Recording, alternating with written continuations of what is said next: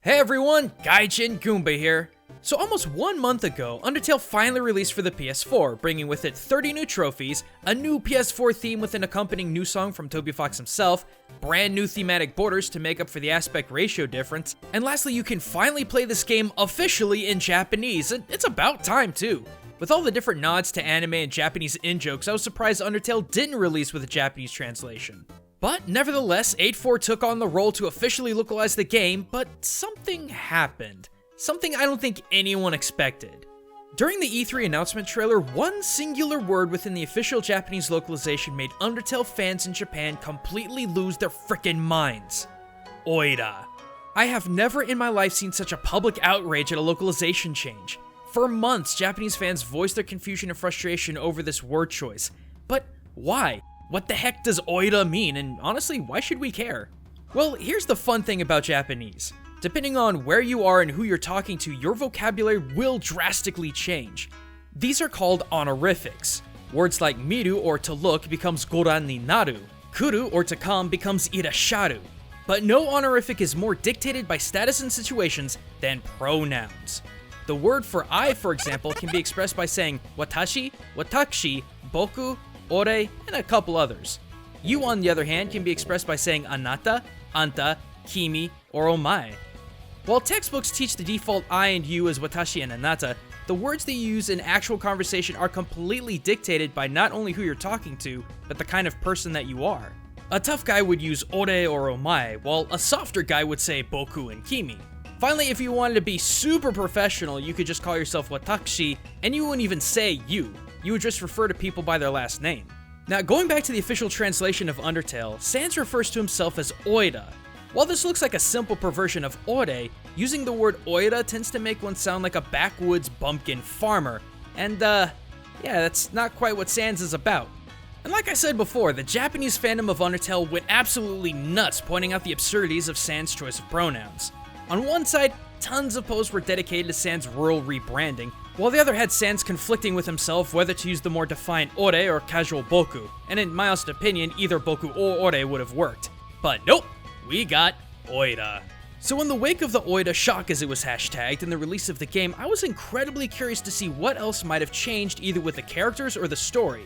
So today, I'm digging into everything I can. Speech patterns, font choices, vocabulary, literally everything to see how Toby and 8-4 may have changed or complemented these beloved characters in the Japanese localization. Let's start with the first thing you meet in the underground, Flowey.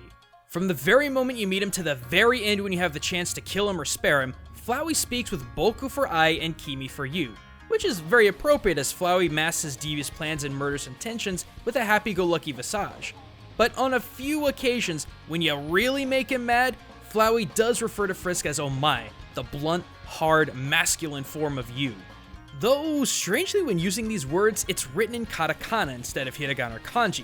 Now, to explain, hiragana is the alphabet used in Japanese to write domestic Japanese words, such as boku and kimi. In fact, these two words should be written in kanji, the borrowed Chinese that makes up the majority of the Japanese nouns and verbs. But instead, katakana, which is used to write foreign words and loanwords, is used. A little more on that later. Next, let's move on to the second monster you meet, Toriel.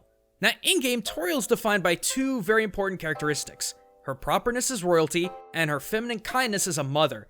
And both of these characteristics are reflected in her Japanese speaking very, very well. Toriel oftentimes uses a very special particle that denotes feminine speaking, wa. Though only really used by older generations, also fitting for Toriel, wa is used at the end of a sentence to express a soft emotion into the context of the sentence, making it very feminine. Wa can also be used by transgender and homosexual men to sound more ladylike. Overall, wa is just soft, gentle, and feminine. Very fitting for Toriel. The other form of speech that expresses Toriel's regality comes from the honorific prefix o. Adding o to the beginning of nouns and some verbs gives the word an honored tone to it. This prefix is often used by employees to customers or hosts to guests, and when Toriel shows Frisk to their room for the first time, she adds the prefix of o to the core word for room, heya, becoming oheya. Overall, just great speech choice for a beloved character in my opinion. Now on the flip side, Toriel's husband King Asgore lacks a lot of that proper tone that Toriel has throughout the game. Mostly because when you finally meet him, you completely catch him off guard. But honestly, I expected textbook speech from Asgore like the polite mas des forms used at the end of sentences. But, true to the character, Asgore's Japanese speech lacked formality. I know that might not seem like much, but it's a small detail that I think remains loyal to Asgore's original character. Next, let's move on to the captain of Asgore's guard, Undyne. In the beginning, Undyne spares no expense in breaking out the harshest of harsh talk. When referring to Frisk, Undyne uses kisama. What once was a formal word a long time ago, now is what you would yell at someone before throwing a punch at him. So, yeah, appropriate. Yet when referring to herself, she uses the standardized watashi instead of the hard ore. This comes from her position as a member of the Royal Guard instead of a delinquent who uses the term ore. Her speech patterns reflect the honor she has with her position, but also her disdain for humans like Frisk. Heck, even when Undyne becomes your friend, she's still calling you Kisama and Omae. Moving on, let's get into Alphys, the head royal scientist. Now, you'd think being the series' main staple otaku/weeb, Alphys would also have otaku speech patterns in Japanese, right? Whether it be choice vocabulary or using the particle nyan at the end of sentences. Yeah, you hardcore otaku know what I'm talking about. But surprisingly enough, in all the raw footage I saw, Alphys didn't once break into any nerd speech patterns. In fact, she's pretty normalized. Not proper textbook grammar or harsh informal tone, just normal everyday Japanese. And I had the same surprise with Mettaton as well. I mean, standard Mettaton constantly changes his speech patterns based on the roles that he's playing, whether it be a show host, a news anchor, or an actor. But I was really curious to see how Mettaton EX would talk. Remember that feminine particle wa? I'll be honest, I kinda expected it out of post-transformation Mettaton given his design and demeanor. But nope, he just kept using Boku and Kimi, which granted is appropriate given the fact that Mettaton is a softer spoken character, but also considering how, well, flamboyant he is, I was super surprised he didn't use wa. Guess Mettaton is more ikemen than I give him credit for. Alright, let's get into my two favorites of the game, Sans and Papyrus. After the Oida shock fiasco, I was dying to see what else 8-4 did with Sans, but to their credit, I think they pretty much nailed the spirit of Sans in Japanese. There's just a couple of things that seem pretty random. For starters, playing along with the font joke, Sans' Japanese font has an Adobe fan Haiti thing going on, making his font chubby and goofy. But when he's got his serious face on, his font goes into an MS Mincho, a default for Chinese and Japanese, which plays well into the English counterpart. However, something I was still conflicted with was Sans' use of pronouns. We've already covered how bizarre it seems for Sans to call himself Oida, but when it comes to you pronouns, he actually uses anta, a shortened, more familiar, and far more rude way of saying you. I mean, it's not Kisama levels of bad, but it's just really condescending to use. But then it kinda hit me. Oida? Anta? This isn't about Sans being a bumpkin or a smug jerk. This is just Sans not giving a flip about how others see him. And what could possibly be more Sans than that? So you know what? Bring on the Oida. It makes sense as far as I'm concerned. But let's move on to the best boy Papyrus, because my god, I absolutely love what 8-4 did with him. First of all, Papyrus is the only monster I've seen whose text reads in the old-fashioned Japanese style of tategaki. Literally meaning vertical writing, tategaki was, like many other things, inspired by the traditional Chinese writing system with characters being written from top to down and right to left. It was only during the Meiji period and the massive influx of foreign influence did Japan adopt the Western left to right reading they dubbed yokogaki, or horizontal writing. But I gotta ask, why? What does ancient writing techniques have to do with Papyrus? I mean, if we're going with the font gag, the Papyrus font was created in 1982, so the age joke doesn't really mesh well, right? Wrong, because Papyrus in itself was created to look antique. Though a bit overused at this point, Papyrus was utilized for establishments that wanted to have a rustic or antique feel to them.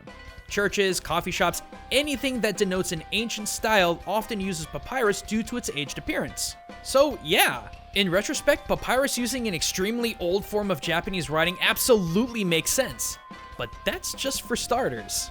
In true Papyrus fashion, he constantly refers to Frisk as Ningen, or human, but also dropping Kisama every once in a while. Keeping the same tone that Undyne does, but doing so more ironically as he continues to use Kisama even after dating Frisk. But the true kicker here is how Papyrus refers to himself as Ore-sama. This freaking kills me, because Ore-sama is one of the most uncouth things you can refer to yourself as, yet is perfect for Papyrus. As we've established, Ore is the hard boy's way of saying I, but Sama is a suffix used to greatly honor someone else, like a lord or a customer or your boss. You have to be really, really into your own hype to call yourself Sama. But seeing as our Skeleton Boy refers to himself as the Great Papyrus constantly, this choice of pronoun couldn't be any more appropriate. Finally, we come to Kara. Yes, it is pronounced Kara if 8.4's official localization has anything to do with it. This is where the speech patterns in Undertale really get weird. Not because they're irregular, but because they're standardized. Kara is the only character in the game to use correct combinations of katakana, hiragana, and kanji when speaking. By and large, the rest of the characters almost exclusively use hiragana in their speech with some katakana, even kanji randomly thrown in. But Kara is the only one who uses correct textbook writing. With the limited information we have about Kara in general, it's hard to glean what this may mean, but this correct form of speech may be what denotes the difference between monster and human. And though I didn't see much else going on with that differentiation, maybe there's more to it than I found. Either way, I absolutely love what 8.4 and Toby did with the official localization sub. It not only reinforces the rich independent attributes of the characters, but also builds on them with unique Japanese concepts and makes those attributes stronger. Goomba! Put it on the to-do list! Good it's not Japanese culture. Do something different, you weeaboo! But... Oh, I'll cover it. Just you wait, Matt. I'll cover it. But until then, everyone, this is Gaijin Goomba, signing out.